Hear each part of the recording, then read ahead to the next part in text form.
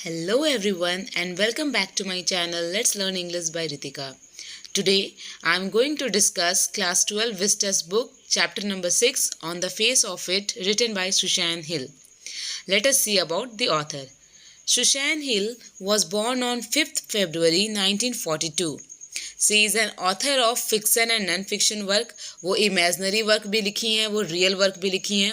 उनके कुछ famous novels हैं जैसे कि the woman in black, the mist in the mirror and I am the king of the castle. इन तीनों के लिए इन्हें सॉमरसेट मॉगम अवार्ड 1971 में मिला था. So this was about the author. Now let us see the characters of the play. There are two characters, Mr. Lamb and Derry. Mr. Lamb जो है एक ओल्ड मैन थे जिनका रियल लेग नहीं था, उनका 10 का लेग था. रियल लेग जो है एक वॉर के टाइम में ब्लोन ऑफ उड़ चुका था. वो बहुत ज़्यादा ही पॉजिटिव एटीट्यूड के आदमी थे, अकेले रहते थे बट हमेशा खुश रहते थे. बच्चे उन्हें लैमी लैम बोलते थे बट मिस्टर लैम को इसका कोई इफेक्ट नहीं होता था. The next character is Derry. Derry is a 14-year-old boy. ये 14 ईयर का एक लड़का है जो बहुत ज़्यादा ही नेगेटिव ख्याल का था. उसे लाइफ में बिल्कुल पसंद नहीं था लोगों से मिलना. उसकी एक साइड फेस पूरी जली हुई थी एसिड से और इसी रीज़न से वो किसी से भी मिलना नहीं चाहता था. तो ये तो थे दोनों कैरेक्टर्स मेन, मिस्टर लैम और dairy. Now let us see the introduction of the chapter. On the face of it is basically a play. ये एक प्ले है जो कि दो फिजिकली इम्पेयर्ड मैन पे बेस्ड है. एक 14 ईयर ओल्ड बॉय रहता है जिसका कि एक साइड फेस जल जाता है एसिड से, और दूसरे जो हैं वो एक ओल्ड मैन रहते हैं मिस्टर लैम, जिनकी की जो पैर होती है वो ब्लोन ऑफ हो जाती है वॉर के टाइम में. ये 3 सीन्स में बटा हुआ है. फर्स्ट सीन जो है वो मिस्टर लैम के गार्डन का है, सेकंड सीन जो है वो डेरी के हाउस का है, और थर्ड सीन वापस से फिर मिस्टर लैम के गार्डन का है. Now let us see the summary of the play. First scene mister Lamb के गार्डन का रहता है जहाँ पे डेरी वॉल को फांद कर उस गार्डन में घुसता है. जैसे ही वो घुसता है तो उसे मिस्टर लैम की आवाज़ सुनाई देती है. मिस्टर लैम उसे कहते हैं कि माइंड द एप्पल, देखो एप्पल्स गिरे हुए हैं, तुम्हारे पैर के नीचे ना आ जाए. डेरी समझ जाता है कि अच्छा यहाँ पे ऑलरेडी कोई है, तो वो बोलता है कि मुझे लगा कि यहाँ पे कोई नहीं है इसलिए मैं अंदर आ गया. मिस्टर लैम डेरी को कंफर्ट करते हैं और वो बोलते हैं कि डरने की कोई बात नहीं है, ये गार्डन की गेट हमेशा सबके लिए खुली रहती है. सिर्फ तुम ही हो जो दरवाजे से नहीं आके वॉल से फांद कर आए हो, नहीं तो यहाँ पर सब आराम से दरवाजे से घुस के आते हैं. डेरी फिर बोलता है कि इसका मतलब है कि आप मेरे को देख रहे थे, मैं कोई यहाँ चोरी करने के लिए नहीं आया हूँ. तो मिस्टर लैम बोलते हैं कि हाँ मुझे मालूम है कि तुम चोरी करने के लिए नहीं आए हो, चोरी करने के लिए तो छोटे बच्चे आते हैं, तुम तो कुछ 13 ईयर्स के लगते हो. तो डेरी बोलता नहीं, मैं 14 ईयर्स का हूँ. खैर मैं आपसे बात क्यों कर रहा हूँ, मुझे यहाँ से जाना चाहिए. मिस्टर लैम बोलते हैं फिर कि डरो मत, तुम यहाँ पे रहो, यहाँ पे बैठ सकते हो, यहाँ पे सब लोग आते हैं, मेरे से डरने की ज़रूरत नहीं है, मेरे चलते तुम यहाँ से मत जाओ. डेरी फिर बोलता है नहीं, मैं नहीं डरता हूँ किसी से, लोग मेरे से डरते हैं, जो भी मुझसे मिलते हैं वो डरते हैं, आप भी मुझसे डरते हो. तो मिस्टर लैम बोले कि ऐसा क्या रीज़न है कि लोग तुमसे डर जाते हैं. डेरी बोलता है लोग मेरे फेस को देख कर डर जाते हैं और आप भी डर गए हुए हो. आपको भी लग रहा है कि अरे ऐसा चेहरा तो आपने कभी नहीं देखा होगा. मिस्टर लैम को लगता है कि ये लड़के में बहुत सारे नेगेटिविटी भरी हुई है, तो मिस्टर लैम टॉपिक चेंज करने के लिए कुछ और बात निकालने लगते हैं कि देखो मैं एप्पल तोड़ूंगा, फिर मैं जेली बनाऊंगा, तुम चाहो तो हेल्प कर सकते हो.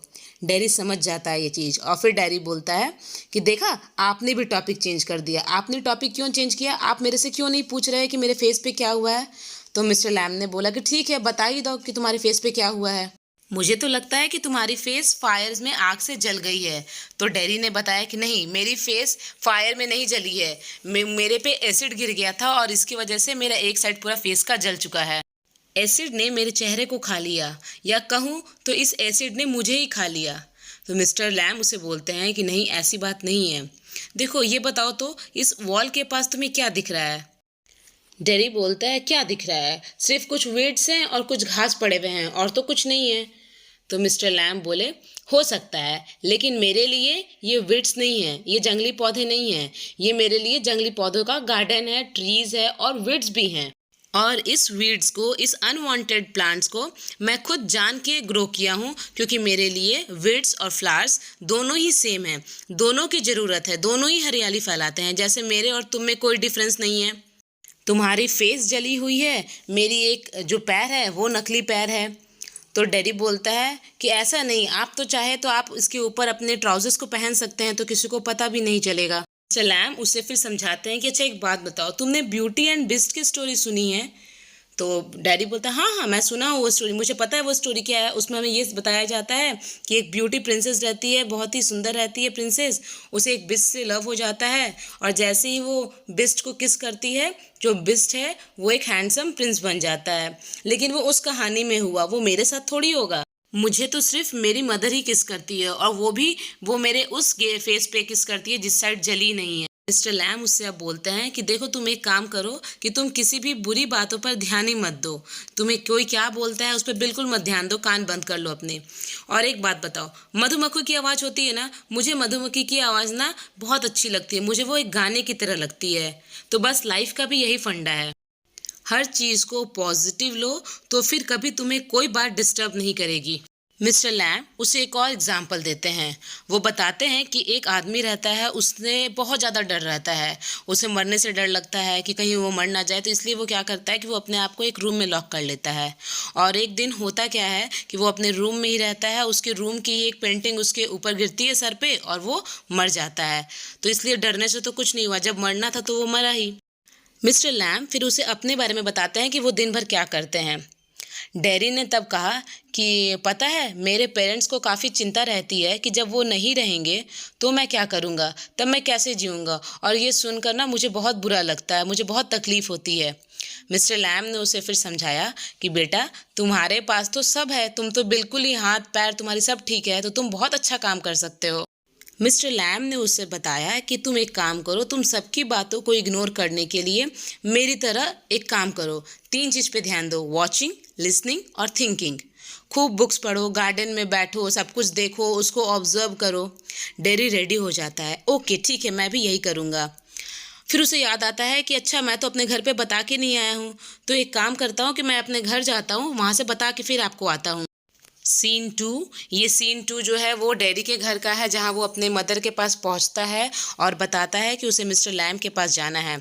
तो मदर ने कहा कि नहीं नहीं, हमें अभी आए हुए यहाँ सिर्फ 3 मंथ्स हुए हैं, इसलिए तुम कहीं नहीं जा सकते हो। तो डैडी ने बोला कि नहीं मुझे जानना है, मुझे सब कुछ जानना है, मुझे सुनना है सब कुछ।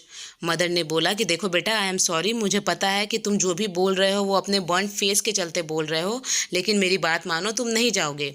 डैडी ने बोला कि नहीं, इससे मेरे फेस का कोई लेना देना नहीं है, मैं जाऊंगा, मुझे सब कुछ जानना है, मुझे किसी और की कोई परवाह नहीं है। कुछ इम्पॉर्टेंट है तो वो सिर्फ ये है कि मैं क्या सोचता हूँ, मुझे क्या देखना है, मुझे क्या जानना है, इसलिए मैं जा रहा हूँ। और वो दरवाजे को कस के लगाता है और वहाँ से निकल जाता है मिस्टर लैम के गार्डन के लिए। सीन 3 मिस्टर लैम के गार्डन का है, जहाँ पर मिस्टर लैम लैडर पे सीढ़ी पे खड़े होकर एप्पल तोड़ रहे थे और वो कुछ अपने में ही बात कर रहे थे, और उसी बीच तब तक वो धड़ाम से नीचे गिर जाते हैं। डैडी वहाँ पे पहुँचता है और डैडी बोलते हुए घुस रहा था अपना अंदर कि देखो मैं आ गया, मैं वापस आ गया, मेरे पेरेंट्स ने मना किया फिर भी मैं आ गया, मैं चाहता था इसलिए देखो मैं आ गया। फिर वो जब नज़दीक जाता है तो देखा कि अरे ये तो एकदम चुप से पड़े हुए हैं। वहाँ पे पूरी तरह से शांति रहती है, मिस्टर लैम कुछ भी नहीं बोलते हैं, उनकी डेथ हो चुकी होती है। डैडी को बहुत कोशिश करता है डैडी कि वो उनको उठाए, उनसे बोले, लेकिन वो कुछ भी नहीं बोलते हैं। फिर वो डैडी जो है वो रोने लगता है। लैम की तो डेथ हो जाती है, लेकिन तब तक डैडी में बहुत सारे चेंजेस आ गए, वो एक पेसिमिस्टिक से एक ऑप्टिमिस्टिक इंसान बन गया था। So this was the summary of the play. I hope you all like the videos. Thank you everyone, and please like and subscribe the channel. Thank you.